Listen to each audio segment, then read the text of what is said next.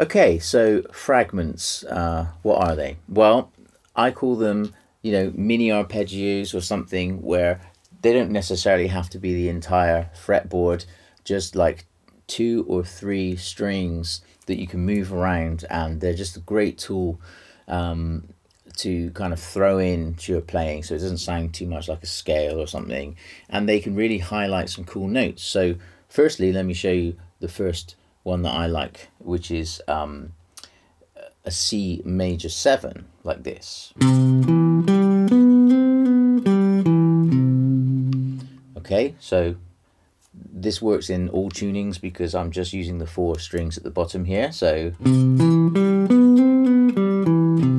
to make it easy for you guys. So that's one way of fingering this particular thing. You could do it this way, starting with the first finger. So that could be one fragment, this could be another. All right, so that's again another thing that's cool to learn, is all the different variations where you're starting with the first finger in this fashion, and then starting with the second finger, and starting with the third finger. So that concept can really kind of go on and on if you apply that to everything, but it's a good thing to do. So let's use this first version that I started with. Now here I'm just kind of doing a bit of a legato technique, which is cool. It's a softer sound than picking everything all the time, and I'm just simply picking the B and moving it back. Okay, the other thing about this is you can utilize the notes behind it. Okay.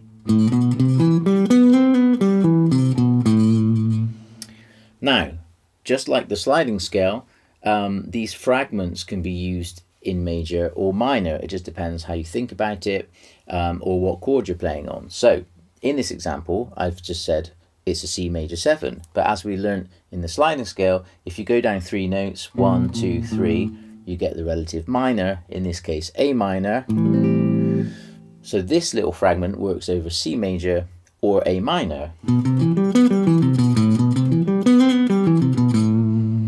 And then of course you can do it up an octave,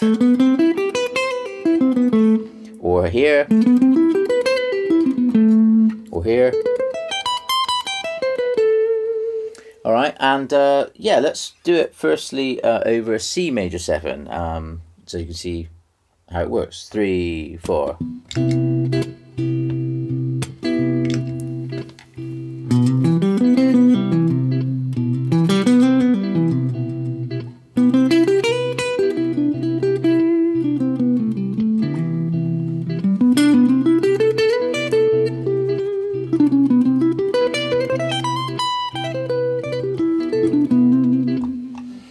So all those little sections there I call fragments, where they're just like 3 or 4 note parts of the arpeggio or the chord or the scale. It's exactly the same one here. All right. Now again, just to make it clear, I am playing in fourths, so that is one advantage of playing in fourths, because any fragment you learn is always the same in any octave. Now if you're playing regular tuning, don't despair, because every other amazing player has learned this, but let me just show you. For example, if you're playing it starting on the D string, the shape is going to look like this. So you're playing that kind of pattern. If you're doing this pattern on the G, then it's going to look more like this, that kind of thing, like that. Anyway, that's a cool thing. Now let's try it on A minor and see how that sounds. So 3, 4.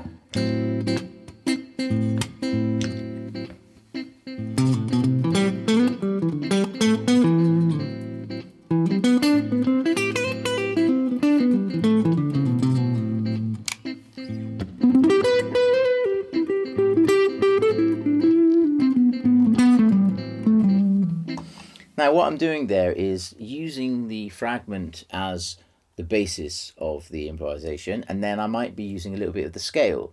you see. So I think all these things are like little tools, and in the moment of improvisation you just want to kind of be thrown a fragment of an idea and then respond to it, you know. So that's the whole point. It's a starting point. So instead of always starting in the same place every single time, each one of these little concepts will give you a fresh perspective. So if you're feeling bored of your playing, you know, just playing in that same position, stop for a minute and think, right, let me throw in a fragment or the sliding scale. Okay, so let's do exactly that. Let's go back and use a bit of sliding scale and this fragment now. 3, 4.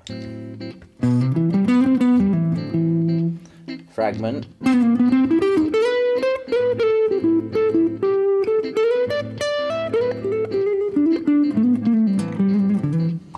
That was the sliding scale. All right, so you can see as I was phrasing down, it's just a nice way of phrasing because you get those natural slides. And that was the one where I was using the sort of the superimposed sliding scale.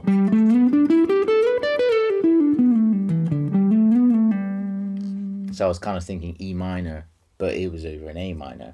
And again, you know, this happens a lot in music where, you know, some people will say, no, it should be called this or it should be called that. At the end of the day, it's how you feel about it, okay? And I'm just trying to explain how I feel and how I think about things. And they're just terms, they're just names, really. So some people might call it a major pentatonic or a this or a that. But what matters is when you digest it, you understand what it is and how it sounds and how it makes you feel when you're playing. That's really the important part.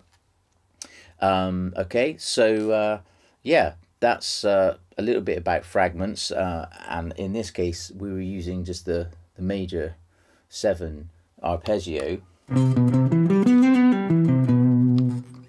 as that fragment. Now really quickly, let's look at the melodic minor scale, and you can use fragments from that. It's a little bit more advanced. Let's see, let's use like a C7. Okay, in fact, let's put that chord down. 3, 4. All right, so over that C7, of course, we can use our usual kind of Mixolydian vibe. But then we can use fragments as well. So in this case, this would be like a dominant fragment. All right, so we're doing the same thing, but we're changing the 7th to the dominant 7th. So it would go like this.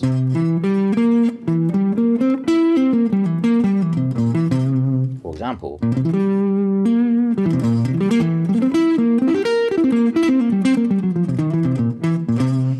It doesn't have to be played fast. I just like to do those sweepy little things, you know. The point I'm getting at here is the concept. So sometimes in the middle of a solo, I might be doing that kind of triangle concept. Then the sliding scale. And then a fragment. Okay, so let's try to combine those 3 ideas. So triangle first.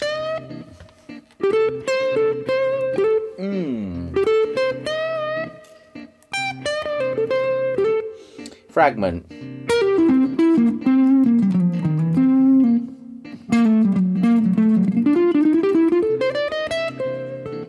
Okay, a sliding scale.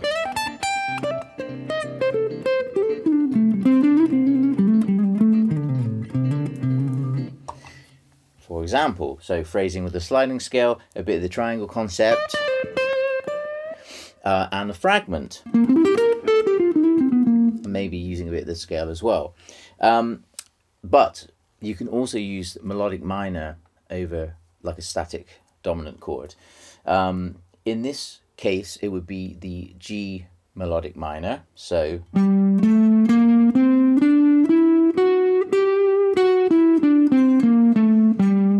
okay, so G. So that's the scale. Again, you can learn this in the exercises, But you can do fragments from there. So let me just quickly show you a couple of the fragments.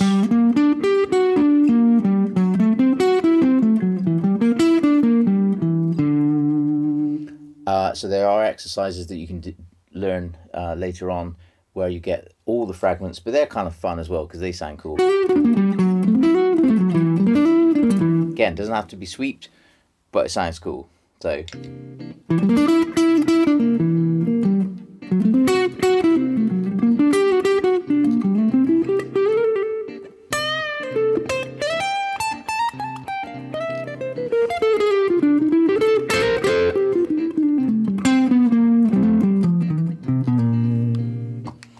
Alright, so yeah, hopefully you can start to see it's all coming together. Let's go on to the next lesson.